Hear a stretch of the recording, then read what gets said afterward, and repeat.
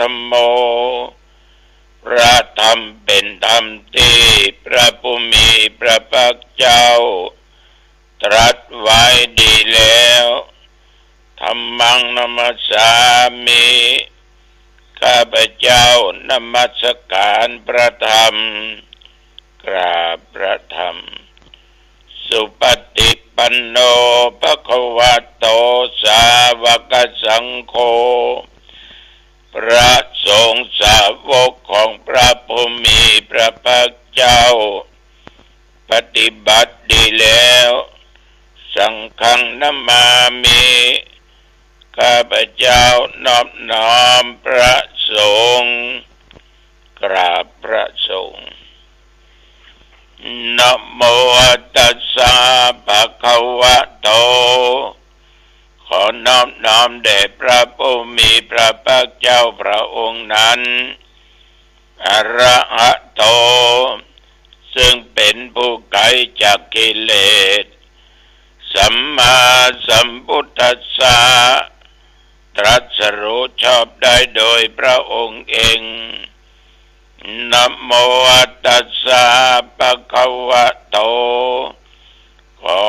น้อมน้อมแด่พระผู้มีพระภาคเจ้าพระองค์นั้นอะระหะโตซึ่งเป็นผู้ไกลจากกิเลสสัมมาสัมพุทธัสสะตรัสรู้ชอบได้โดยพระองค์เองนะโมตัสสะภะคะวะโตขอน้อมน้อมแด่พระผู้มีพระภาคเจ้าพระองค์นั้นอะระหะโตซึ่งเป็นผู้ไกลจากกิเลส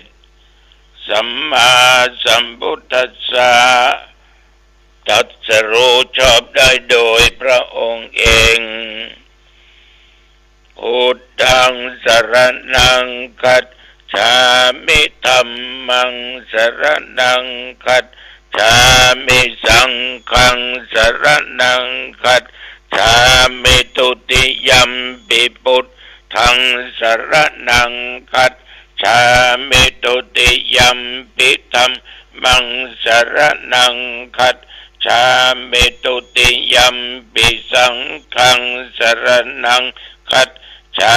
มิตติยัมปิพุทธังสรณังคัจฉามิตติยัมปิธัมมังสรณังคัจฉามิตติยัมปิสังฆังสรณังคัจฉามิยะโตหังภะเกนิอะริยญะจาติยะจาโตนาเบชานาเมสันเจจาปาดังชีวิตาวโรเปตาเตนะสะเจนะโสติเตโหตุโสติขัปปัสสะโพชังโคสัตติสังฆาโตธัมมานังวิจโยตถาวิริยัมปิติปัสสติโพชังคาจัตถาปะเรสัมมาทุเปกะโพชังคาสัตติติสัพพทัสสินามุนินาสัมมาทัคคตาภาวิตาภาอุลิกตาสังวัตตันติอภิญญายะนิพพานายะจะโพธิยาเอเตนะสัจจวัชเชนะโสติเตโหตุสัพพทาเอกัสสมิงสัมมาเยนะโทโมคคัลลานัญจักกัสสปังกิลาเนตุกิเตติสวาโหจังเคสัตตะเตสัญเยเตจัตตังอภินันติตวาโรกามุจจิงสุตังคะเนเอเตนะสัจจวัชเชน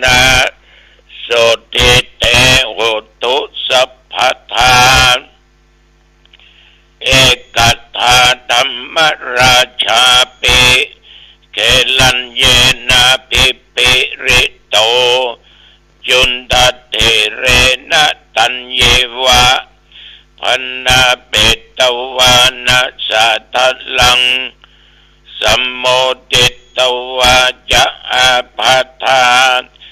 ตัมหาวุฒาสิทานะโส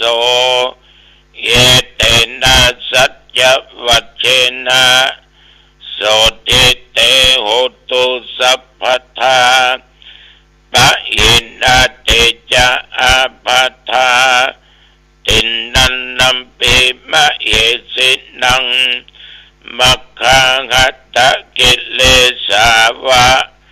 ปัตตานุปติธัมมตังเอเตนะสัจจวัชเชนะโสติเตโหตุสัพพทาภวตุสัพพมังคะลังรักขันตุสัพพเทวตาสัพพพุทธานุภาเวนะสัทธาโสติภวันตุเตภวตุสัพพมังคะลัง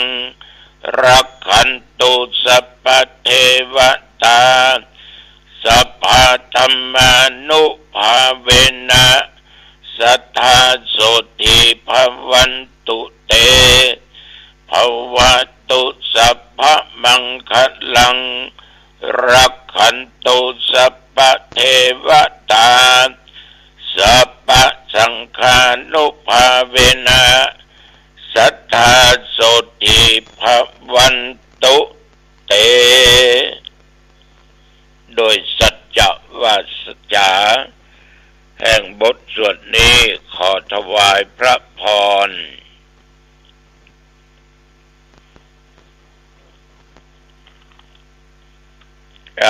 ญาติโยม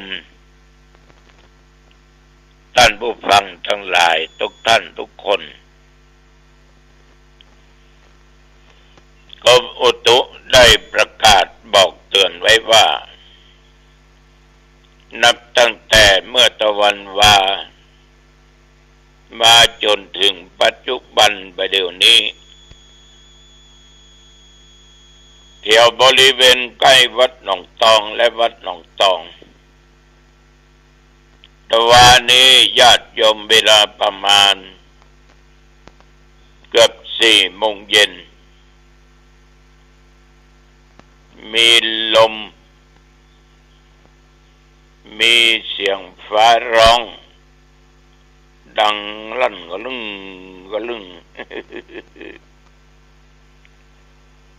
ก็นึกว่าเอาละแห่บัลเล่นแน่ผลปรากฏว่าแผ่นดินยังบลายลงน้อยเดียวมิดมัดหายแซบแต่ลมยังคงอยู่ก็ได้สักกำลมก็เจือจางหายไปบางที่บางแห่งบางหนวันก่อนนั้นหลังคาพึ่งอย่างทางลำพูนเนี่ยเจอนักป้ายล้มโกบอนหลังคาปิววุ่นอาคารหลายหลังผลไม้รากไม้ตกลงมาลมมันแรงก็เอาก็ควรระมัดระวังเด้อแต่วันนี้มีโอกาสก่อนเที่ยงไปจังอำเภอจอมทองมีธุระดูแล้วบรรยากาศก็ฝนก็บ่มีแต่ว่าเมื่อมาถึงวัดกับขากลับมาทางปูนเปิดก็รายงานว่าฝนลงขนาดเน้อลงป้อปิกสกำฝนลงบะได้ถึงฝนได้ถึงลม เนี่ยเอามาคิดดูมันก็ตกหนักเป็นบางที่บางแห่งบางหนพี่น้องญาติโยมท่านผู้ฟัง วันนี้เราจะอู้กับเรื่องของกามได้อู้ได้จากันมาหลายเตื้อว่ากามนั้นมันเป็นจะไดกามคืออะไรอย่างกามตัวนี้ญาติโยมหมายถึงความใคร่ความฮักความพอใจหรือบางอันก็คือความต้องการให้มีความใคร่ความฮักความพอใจความต้องการอยู่ในจิตในใจนั้นแสดงว่าผู้นั้นมีกามใครอยากได้แม่หญิงคนนั้นผู้ชายคนนี้มาเป็นของตัวเองใครฮักคนนั้นคนนี้แล้วก็พอใจตัวอันนี้เป็นกามและกามนี่ก็เป็นกรรมที่มีความหมายกลางๆมันจะเป็นฝ่ายดีหรือฝ่ายชั่วก็ขึ้นอยู่กับความต้องการที่น้อมใจไปในที่นี้จัดเป็นกามฝ่ายบดีมี2ประการที่เรามักเคยได้ยินว่ากิเลสกามกิเลสกามท่านทั้งหลายตัวกิเลสนี่สำคัญนะเกิดขึ้นกับพระสงฆ์องค์เจ้าเกิดขึ้นกับญาติกับโยมคนไหนก็ตามกิเลสมันเป็นต้นเหตุแห่งความใคร่อันนี้ก็หมายความว่ากิเลสที่มีอยู่ในจิตใจของหมู่เฮาเนี่ยบอกว่าจะเป็นตุเจ้าพระเนนกระหัตเจ้าบ้านตึงยิงตึงใจมันก็เป็นสิ่งที่เราถูกกิเลสเขาครอบงำเมื่อมันครอบงำแล้วญาติโยมมันก็จักนำใจคือเกิดความดิ้นรนความกระวายความอยากได้เช่นว่าราคะความกำหนัด ลองมันเกิดกับเจ้านอนก็เป็นสุขนั่งเดินยืนอย่างใดก็จ้างมันจะดิ้นรนเสาะหาให้ได้อย่างว่าราคะความกำหนัดเนี่ยถ้ามันเกิดขึ้นก็ผิดศีลผิดธรรมได้มีโทษเวทนาได้แม้แต่ความโลภอันนี้ก็เป็นตัวที่เรียกว่ากิเลสกามความโลภนี่นะความอยากได้ความอิจฉาริษยาอยากได้อันนั้นอยากได้อันนี้ไม่อยากได้สิ่งนั้นไม่อยากได้สิ่งนี้อยู่ดีอยู่ได้วันผ่านไปเปิ้นถูกหวยเปิ้นขายนาเปิ้นมีความสุขก็เกิดความอิจฉาริษยาเปิ้นคนนี้มีความอิจฉาริษยาอยู่ในจิตในใจในญาติโยมมันทุกข์มันจะเร่าร้อนอยู่ตลอดเวลาอรติความยินดีอสันตุติความบัสันโดษพออกพอใจว่ามีความสันโดษในจิตใจเพิ่นก็เรียกว่าเป็นกิเลสกามศรัทธาสาธุชนกิเลสตัวใดที่ทำให้จิตใจเขาเร่าร้อนกระวนกระวาย จนว่าทนอยู่บ่ได้มันจะจักนำมือทำความชั่วตั้งกายตั้งวาจาตั้งด้านจิตใจได้เหมือนศรัทธาญาติโยมดูข่าวถึงวันเนี่ยฆ่าฟันลังแทงยิงกันตายทำร้ายร่างกายผัวมีจู้เมียมีกิ๊กหลงไหลในใจอื่นจ้างคนอื่นมาฆ่าผัวจ้างคนนั้นคนนี้ฆ่าเมียทิ้งกันไปละกันไปได้เป็นโหกี่ปีพกความแค้นความรักมาอยู่มามาจากแก้วพาราสีบตกลงเกิดเป็นความแค้นฆ่ากันตายไปนี่ก็เป็นกิเลสกามทั้งนั้นตัวนี้ทำให้เสียคนแต่ว่าจะเป็นคฤหัสถ์เป็นเจ้าบ้านเป็นนักบวชอย่างใดก็ตามทำให้เสียผู้เสียคนไปหมดหนทางเข้าสู่มรรคผลนิพพานอันนี้เป็นส่วนกิเลสกามวัตถุกามคือพัสดุอันน่าใคร่น่ารักอันนี้ก็หมายความถึงเรื่องของกามคุณทั้งห้าก็อู้กันบ่อยเนาะรูปเสียงกลิ่นรสโผฏฐัพพะตึงรูปตึงเสียงตึงกลิ่นตึงรสโผฏฐัพพะญาติโยมมันเป็นตัวยุคนเนี่ยเกิดเป็นความฮักในวัตถุกรรมก็ได้จัดเป็นบ่วงแห่งมารเพราะเป็นเครื่องผูกจิตของผู้บ่หู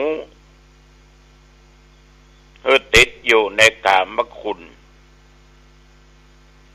ญาติโยมสิ่งเหล่านี้มันเกิดขึ้นได้กับคนทุกคนทุกเพศทุกวัยบางคนก็ติดอยู่ในรูปเดี๋ยวไปเดี๋ยวมาปะประจายเขาหลอกว่าปะมายิงงามแต่งามบ้ากินแดงได้แต่งงานเท่ากินแดงจะได้เข้าบ้านจะได้เจอหญ้าเท่าเนี่ยจะได้เจอปู่เท่าเจอแล้วเนาะบางคนก็หลงเสียงนางบางคนนี่เสียงม่อนเสียงเพราะแต่ไปหันตัวจริงรูปร่างลักษณะว่าเต้าอ้วนจำม่ำดำคือลึเสียงมันอย่างแบบเบิ่งกับตัวเสียงม่วนแตะม่วนว่าเสียงนี้ก็สำคัญญาติโยมกลิ่นรสต่างๆกินนั้นกินนี้กลิ่นหอมคนชอบคนดมกลิ่นเหม็นเขาไม่ชอบแต่เขาก็กินอยู่ก็มีนะกินขี้ปลาร้าเปิดออกมาบางคนว่าปลาร้านี่หอมโอ้ยบางคนเหม็นไม่เหม็นเง่าใส่ตำส้มก็เหมาะใส่ประกาศจอก็อร่อยมกเนี่ยตำน้ำพริกก็ยังล้ำจะได้หลายอย่างของเหม็นบางชนิดรสชาติรสอาหารการกินถ้ามันเกิดมันติดมันก็เป็นวัตถุกรรมจะซ้อตอยหาไก่ก็จะไปตอยหาไก่ก็ไปตอยหาล้ำนะร้านนี้ล้ำแต่ลาบก็เหมาะแกงอ่อมก็อร่อยก๋วยเตี๋ยวก็จัดล้ำติดในรถทุกโผฏฐัพพะคือ คือการสัมผัสกับของแข็งบ่ชอบของนิ่มนิ่มนวลชอบเนี่ยมันเป็นสิ่งที่ยั่วยุเกิดกามขึ้นกิเลสขึ้นจัดว่าทุกอย่างเป็นบ่วงแห่งมารเพราะเป็นเครื่องผูกลัดจิตใจของผู้ที่บ่ฮู้เท่าทันติดอยู่ในกามคุณสรุปสักน้อยกิเลสกามวัตถุกามเนี่ยเป็นของเกี่ยวเนื่องกันกิเลสกามเป็นตัวใคร่วัตถุกามเป็นสิ่งที่ถูกใคร่ทั้งเป็นตัวยั่วยวนล่อจิตล่อใจเกิดความใคร่ศรัทธาสาธุชนเรื่องของกามนี้เอาอู้กันบ่อยแต่อย่างใดก็ตามนำมาอู้โดยย่อโดยสังเขปโดยท่านทั้งหลายได้รับฟังกันเอาละวันนี้อู้จะไปมาเป็นเวลาพอสมควรอายุวันโนสุขังปัลลังจงบังเกิดแก่ญาติแก่โยมท่านผู้ฟังทุกท่านทุกคนเน้อเจริญพรใจสงบคิดพูดและกระทำสิ่งที่เป็นประโยชน์เกิดประโยชน์ต่อตนเองและบุคคลอื่นๆบุคคลที่ดำรงตนด้วยศีลรักษาศีลจนเกิดผลจงเห็นผลแล้วพวกเราก็จะพบแต่เขาว่าความสงบจะพบกับเขาว่าความสงบศีลนี่แหละเป็นผู้เตือนสติเราศีลเป็นบิดามารดาของพระธรรม84,000พระธรรมขันธ์มรรค8ถ้าไม่มีศีลทุกอย่างเขาว่าชอบจะไม่เกิดไอ้ที่เกิดคำว่าชอบต้องประกอบไปด้วยศีลทั้งสิ้นพระธรรมอื่นๆก็ยังไม่สำคัญเท่ากับศีลศีลจะรักษาการเป็นมนุษย์ศีลจะรักษาการเป็นพ่อเป็นแม่ที่ดีของลูกศีลจะรักษาการเป็นลูกที่ดีของพ่อของแม่ศีลเป็นผู้รักษาการเป็นครูอาจารย์ที่ดีของลูกศิษย์ศีลจะรักษา